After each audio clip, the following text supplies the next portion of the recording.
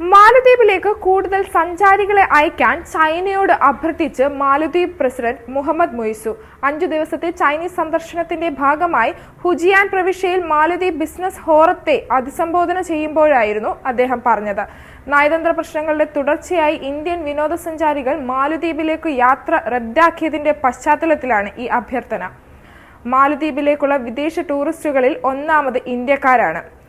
ചൈനയുമായി മാലദ്വീപിന് വളരെ അടുത്ത ബന്ധമാണുള്ളതെന്ന് പ്രസിഡന്റ് മുഹമ്മദ് മുയിസു ചൂണ്ടിക്കാട്ടി.